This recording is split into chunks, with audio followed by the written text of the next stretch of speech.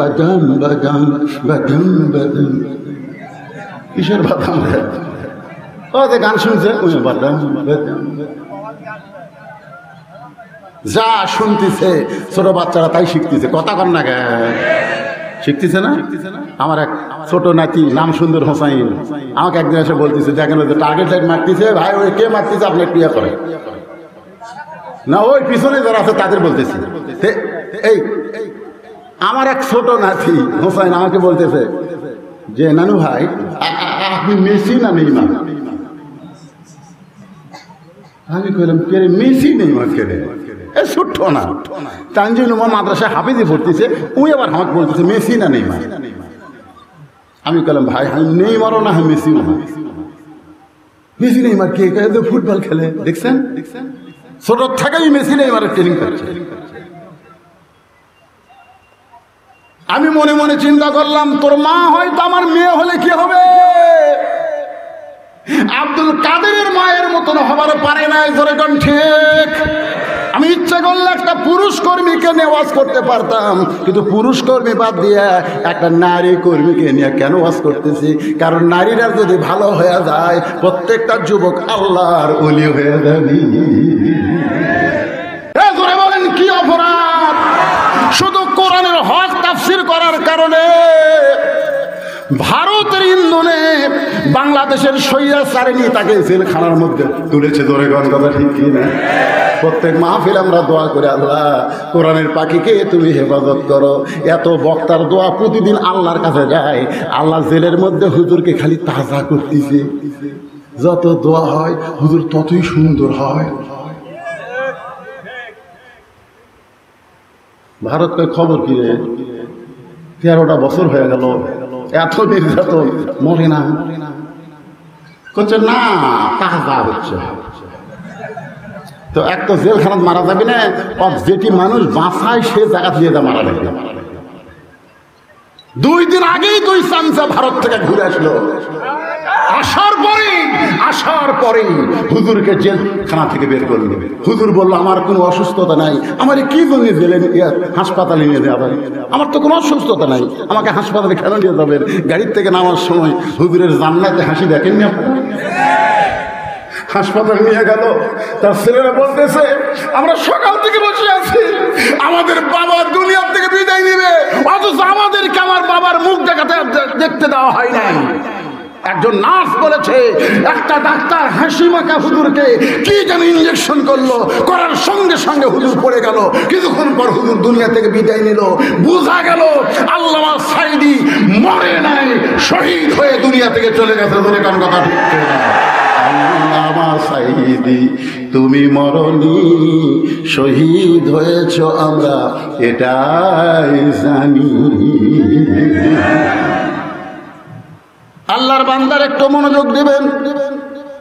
মেয়েটা বলতেছে আমার একমাত্র অপরাধ হলো ঈমান গ্রহণ করার অপরাধ। ঈমান গ্রহণ করা একটা হলো ঈমানের কলেমা পড়া। ঈমানের কলেমা পড়া কিছুই হবে না। যুদ্ধের সময় আপনাকে তো বয়স কমে ছেলে পেলে মানুষ, যুদ্ধের সময় আমাদের এলাকার হিন্দুরা বুঝলেন কলমা পড়ছে, মৌলবীর কাছে শিক্ষা রাখছে সুন্দর করে কলমাটা শিক্ষা দেওয়া যায়। ওরা তো আবার ফট করে 2-1টা মৌলবী চালাক দোয়াইনও শিক্ষা দিচ্ছে। আল্লাহ তারা হিন্দুরা কলমা শিখতেছে মানে কি, মানে আর্মি দেখলি বুঝলেন, আর্মি পাকিস্তান আর্মি দেখলি লা ইলাহা ইল্লাল্লাহ লা ইলাহা ইল্লাল্লাহ লা ইলাহা ইল্লাল্লাহ, আর্মিরা ওটা বিলকুল ঠিক হয় ঠিক হয় ঠিক হয়। এক হিন্দু আমারে কইতে হুজুর মুসলমানের কলমার নাম আছে। আমি কইলাম আপনি হিন্দু হয়ে মুসলমানের কলমার নাম কেমনে বুঝলেন? যুদ্ধের সময় বুঝি হুজুর এই কলম মুখত থাকার কারণে আর্মির গুলির থেকে বাঁচে গেছে। আমি হিন্দুর হাত ধরে বললাম দাদা কলমা শুধু মুখে থাকার কারণে আর্মির গুলি থেকে আপনি বাইসা গেছেন, এই কলেমা যদি তাসদিক বিল জানান কলিজার মধ্যে জায়গা দিতেন তাহলে জাহান্নামের আগুন থেকে আল্লাহ বাঁচায় দিত। একটা হলো কলেমা পড়া আর একটা হলো কলেমা ধরা। কি বুঝতেছে? মেয়েটা কি বলতেছে 6 বছর বয়স আমি ঈমান গ্রহণ করেছি। গ্রহণ গ্রহণ ইকরার বিল লিসান, তাসদিক বিল জিনান, আমল বিল আরকান, এরই নাম হলো ঈমান। সত্যি করে আপনারা বলবেন, সত্যি করে যারা আমার সামনে বসে আছেন, আপনারা কারা কারা ঈশান নামাজ পড়েননি? আমি হাত তুলবার বলবো না, না না, হাত তোলার দরকার নাই। আমি এত বড় বোকা না যে এত মানুষের মধ্যে তাদেরকে আমি স্মরণ দেব। কিন্তু প্রত্যেকটা মানুষের কাছে সবচাইতে বড় আদালত বিবেক আছে, আছে না নাই? যেরকম বিবেক আছে না নাই? আপনি বিবেকের আদালতে প্রশ্ন করেন তো যে আমি যে ঈশান নামাজ বাদ দিলাম, ফজর পর্যন্ত বাঁচার আমার গ্যারান্টি আছে? আল্লাযী খালাকাল মাউতা ওয়াল হায়াতা, ফজর পর্যন্ত গ্যারান্টি যদি না থাকে, তাহলে ঈশান নামাজ বাদ দিয়ে যারা ওয়াজ শুনতেছেন কি ও আমার ওয়াজের মধ্যে আছে, শুনছেন? হাদিস শরীফে পাইছে যে টুপির উপরে কেউ যদি পাগড়ি পরে নামাজ পড়ে, আল্লাহ ৭০ গুণ সওয়াব দেয়। ওই সেদিন থেকে পাগড়ি পরে নামাজ পড়ে। প্রধান মেহমানের মাথাতে আপনার পাগড়ি দেখলেন না? আর আমার কুটি, আমার ঘাড়ত তার মাথা, আমার টুপি ছ্যাঁত ছ্যাঁত, তাও মাথা গরম হয়ে যাচ্ছে। পাগড়ি পরা সুন্নত, ৭০ গুণ সওয়াব। ওই পাগড়ি পরে নামাজ পড়ে। একদিন মসজিদের কাছে যায়, দেখে পাগড়ি আনেনি। চিন্তা করতেছে জামাতে নামাজ পড়লে ২৭ গুণ, আর পাগড়ি মাথার দিলে কয় গুণ? ৭০ গুণ। ইচ্ছা করে জামাত তরক করছে। সবাই জামাত পড়ে যখন বাড়িতে গেছে, উনি তখন মসজিদের মধ্যে একলা ঢুকে এক টানে লুঙ্গি খুলছে। লুঙ্গি খুলে ওই লুঙ্গি ৩ ভাঁজ করে মাথার পাগড়ি দিছে। মানে ৭০ গুণ সওয়াবের আশায় ওই লুঙ্গি খুলে পাগড়ি মাথার দিয়ে রুকুর থেকে যখন সেজদাত গেছে, এক মুসল্লি মসজিদের মধ্যে ঢুকে দেখে, কে রে? লুঙ্গি কুটি মাসা পাসাত মারছে ডাকতি লাতে, ভাই আমার মারলি কেন? মারার কারণ হলো তোর লুঙ্গি। কত শখ নাই লুঙ্গি মাথা? কেন মাথার লুঙ্গি কেন? বলে সওয়াবের আশায়। আর ওই পাগলা লুঙ্গি পরা হলো ফরজ, আর পাগড়ি পরা হলো সুন্নাত। আজকে যারা ঈশান নামাজ বাদ দেওয়া শুনতেছে, এরা লুঙ্গি খুলিয়া মাথার পাগড়ি পরিছে। ধরে কার মাথা ঠিক? আচ্ছা, যা করছেন করছেন। ঈশান নামাজ যারা পড়েন নাই, ঈশান নামাজ যারা পড়েন নাই, এই মুহূর্তে তারা নিয়ত করেন ফজর থেকে বাকি জীবন একটা নামাজও বাদ দেব না। এই নিয়তকে করা যায়? কারা কারা নিয়ত করলেন? 2 হাত তুলে আল্লাহকে দেখান। এই দেখেন তো কে তোলেনি? এই মুরব্বী তোলেনি কে রে? মুরব্বী হাত তোলেন, টান টান করে তোলেন। আল্লাহ আজকের ওয়াজ কবুল করো আল্লাহ। সবাই ফজরের নামাজ থেকে নামাজ শুরু করবে ইনশাআল্লাহ। এই অডিও ভাইরা তোলা তুলছে, মানে আমার জীবনে দেখা জিনিস হলো, এই যারা ওয়াজ ভিডিও করে, বুঝলেন, এরা নামাজ পড়ে না, আর এই মাইক আলা নামাজ পড়ে না। না সবাই না রে বাবা, দেখছি। তুমি তো আমাকে গুরু, তোমার ঢপ দেখলে বলা লাগে। এরা ভিডিও কিন্তু সব বক্তার করে না। যেই বক্তার ওয়াজ বেশি চলে, লাভের আশায় খালি ওটাই মারে।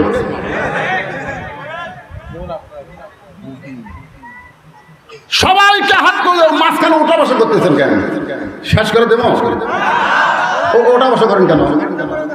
কিসের 1 নম্বরে? ও রাতে তো অনেক হয়ে গেছে না, কতক্ষণ পর্যন্ত সেটা পরে আগে লিয়াবলুয়াকুম আইয়ুকুম আহসানু আমালা। নেতাকে দেখাইছে, এখন কর্মী আপনারা দেখবেন। নেতা হযরত ওমর দেখছেন, এখন একটা কর্মী। আমি কিন্তু পুরুষ কর্মীকে দেখাচ্ছি না, আমি দেখাচ্ছি নারী কর্মী। জোরে কোন কি কর্মী? কারণ নারী যদি ভালো হইয়া যায়, পেটের বাচ্চা ইসলামী আন্দোলনের কর্মী হবে। একটা মা ভালো, একটা সন্তান ভালো। বাপ ভালো হয়ে কোনো লাভ নেই। ইয়াকুব নবী নির্জনে বসে কাঁদতেছে, আল্লাহ আল্লাহ তুমি আমার 12টা সন্তান দিলে, আল্লাহ আমার 2টা সন্তান এত ভালো, আর এই 10টা এত খারাপ কেন হলো? একটা নবী কান্দিচ্ছে কার কাছে? বনিয়ামিন আর ইউসুফ এত ভালো, আর এই 10টা এত খারাপ কেন হলো? আমি নবী হয়ে জন্ম দিলাম, তারপরেও 10টা খারাপ, 2টা ভালো। আল্লাহ ইয়াকুব তোমার বউ কয়টা? একুব বলে আমার বউ 2টা। তা তোমার যে বউ ভালো, সে বউয়ের পেট থেকে বনিয়ামিন আর ইউসুফ ভালো হচ্ছে, আর তোমার যে বউ খারাপ, ওর পেটের মধ্যে থেকে 10টা খারাপ মাল বার আছে। তুমি যতই বাপ ভালো হও, বাপ ভালো হয়ে কোনো কাম হবে না, মা ভালো হওয়া লাগবে। জোরে কোন কথা হে মা। আপনার বলেন তো, পেটে বাচ্চা আসার সাথে সাথে মায়ের মাসিক ব্যায়াম আল্লাহ কেন বন্ধ করে দেয়? বাচ্চার খাদ্য মাসি। আরে না জানলে বলা যাবে না, চুপ করে থাকা লাগবে, বক্তার কাছে শুনতে লাগবে। ঠিক কিনা বলেন ভাইজান? এই দেখেন, এই দেখেন, ওই দূর থেকে একটা ছেলে আমার টার্গেট লাইট মারতেছে। কি জন্য মারতেছে? কারণ উনি যখন মায়ের পেট ছিল তখন ওর মা ওর দেওয়ার এক চোখ চিবি মারছে। এই শালা সেই মাল হয়ে পেটের থেকে দুনিয়াতে। এক ছেলে আমারে বলতেছে, হুজুর 11 মাস আমার খিদা লাগে না, রোজার মাসে খালি খিদা লাগে, কারণ কি? আমি কইলাম তোর মাও বাসে আছে? কয় আছে। তো মায়ের কাছে যা। কই মা কেমনে জানবে? আরে যাস না কেন, যা। ওই মাও যা বলতেছে, যে কথা আমাকে বলছে সেই কথার মাও বলতেছে, মা 11 মাস আমার খিদা লাগে না, কিন্তু রোজার মাসে এত খিদা লাগে কেন? ওর মাও বলতেছে, তোর দাদি এই সর্বনাশ করছে, তোর দাদি। তুই যখন আমার পেটত ছিলি রোজার মাসে এসে তোর দাদি কইল, বৌমা খবরদার একটা রোজা রাখো না, রোজা রাখলে কিন্তু পেটের বাচ্চা শুকে যাবে, খবরদার। আমি তুই কি পেটের মধ্যে তাজা থাকার জন্য রোজা থাকিনি রে? আমিও খাসি রোজার মধ্যে, তুইও। পেটের মধ্যেই তোর খাওয়া শুরু হচ্ছে রোজার মাসে। ছোট্ট একটা বাচ্চা, ছোট্ট একটা বাচ্চা, মাত্র 4.5 বছর, এরকম মাদ্রাসা ভর্তি করে দিছে। নাম হলো আব্দুল কাদের, মায়ের নাম হলো উম্মুল খায়ের ফাতেমা। পর্দা থেকে বলতে, হুজুর আমার এই সন্তানকে আমি কোরআনে হাফেজ বানাবো, মেহেরবানি করে একটু ভালো করে নজর দিবেন, নেক নজর দিবেন। ওস্তাদ বলে, মা অসুবিধা নেই। মা চলে আইছে। পরদিন সকালবেলা আব্দুল কাদেরের ডাক দিয়ে বলতেছে, বল আলিফ। আলিফ। আব্দুল কাদের লাম মিম যালিকাল কিতাবু লা রাইবা ফীহি হুদাল লিল মুত্তাকিন আল্লাযীনা ইউমিনুনা বিল গায়বি ওয়া ইউকিমুনাস সালাত ওয়া মিম্মা রাযাকনাহুম ইউনফিকুন। ওস্তাদ মারছে দৌড়, ওস্তাদি মারছে দৌড়। আমি বললাম আলিফ, তারপরে বা, তারপরে তা। এই আলিফ না কয়ে লাম মিম কয়ে শুরু করলো। তার মানে অন্য ছাত্ররা বলে, হুজুর দৌড়ান কেন? বলে ভয় লাগতেছে, মানুষের বাচ্চা না জিনের বাচ্চা। সবাই মিলে চারিধার ঘিরে ধরছে, ওইখানে এরকম ঢুকতেছে। ইযা যুকিরাল্লাহু ওয়াজিলাত কুলুবুহুম ওয়া ইযা তুলিয়াত আলাইহিম আয়াতুহু জাদাতুহুম ঈমানা ওয়া আলা রাব্বিহিম ইয়াতাওয়াক্কালুন। আপনারাও দেখবেন এই মাদ্রাসাতে এসে বাচ্চারা খালি ঢোকে, কি দিয়ে ঢোকে না? দেখেননি? এক ওস্তাদ কোরআন শরীফ সামনে নিয়ে, আব্দুল কাদের 4.5 বছরের বাচ্চা পড়তেছে, কোরআন শরীফ সামনে নিয়ে আয়াতে আঙ্গুল গুলাই, একটা মাত্র আয়াত বাদ দেয় না। যেই মাত্র 18 বারে কোরআন তেলাওয়াত শেষ, সঙ্গে সঙ্গে আব্দুল কাদের ব্রেক,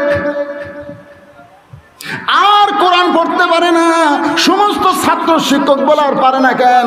বড় ওস্তাদ বলতেছে, জানবার যদি চাও তাহলে আব্দুল কাদেরের মায়ের কাছে যাও। বাপের কাছে না মায়ের কাছে? আব্দুল কাদেরকে কান্দে করে নিয়ে মা জানলা দিয়ে দেখতে পায়, গতকাল ভর্তি করে দিলাম, আজকে আব্দুল কাদেরকে নিয়ে আসতেছে। পর্দার অন্তরাল থেকে বলে, হুজুর আমার আব্দুল কাদেরকে কোরআনের হাফেজ বানানোর জন্য মাদ্রাসায় দিলাম, কি বেয়াদবি করলো, আজকে কেন ফেরত নিয়ে আইলেন? ওস্তাদ বলে, মা তোমার আব্দুল কাদেরের বেয়াদবি হলো, আলিফ তো বলেই না, লাম মিম করে শুরু করে 18 পারা কোরআন আমাদের শোনাই দিল। মা তুমি বলো তো, তোমার বাচ্চা 18 পারা কোরআন কেমনে মুখস্থ করলো? মা কান্দার বলে, আল্লাহর শপথ করে বলতেছি, আল্লাহে আল্লাহর শপথ করে বলতেছি, আমার আব্দুল কাদের 18 পারা কোরআন মুখস্থ কেমনে করলো আমি জানি না। ওস্তাদ বলে, মা সত্যি করে বল আব্দুল কাদেরের মা বলতে, হুজুর তাহলে শোনেন, আব্দুল আব্দুল কাদের যখন আমার পেটের মধ্যে ছিল, আমি এক ওয়াক্ত নামাজ কাজা করি নাই, কারণ পেটে আসার সাথে সাথে আল্লাহ আমার মাসিক ব্যায়াম বন্ধ করে দিল। মেয়েদের প্রতি মাসে 3 দিন 5 দিন 7 দিন অসুখ হয়, তখন নামাজ পড়াও যায় না, রোজা করাও যায় না। কিন্তু আব্দুল কাদের পেটে আসার পরে আমি এক ওয়াক্ত নামাজ কাজা করি নাই, আমি সব সময় আল্লাহর জিকির করেছি। আব্দুল কাদের যখন দুনিয়াতে ভূমিষ্ঠ হইল, আব্দুল কাদের যখন কাঁদত, আমি তখন আল্লাহর কোরআন শরীফ শোনাতাম আর আমার দুস্তনে দুগ্ধ পান করাতাম। আব্দুল কাদের যখন চিৎকার করে কাঁদত, আমি তখন কোলে নিয়ে বাবু তো বাবু তো না কইয়া আল্লাহর কোরআন পড়তাম। আমার আব্দুল কাদেরের কান্না বন্ধ হয়ে যেত। আব্দুল কাদের যখন বিছনায় ঘুমাতে যাইতো, আমি এক পারা কোরআন না শোনাইলে আমার আব্দুল কাদের কোনোদিন ঘুমাইতো না। আমার মনে হয় এই 4.5 বছরে আমার 18 পারা কোরআন বহুবার তেলাওয়াত করেছি। এটা শুনে শুনে আমার কচি মাসুম বাচ্চা হয়তো মুখস্থ করতে পারে।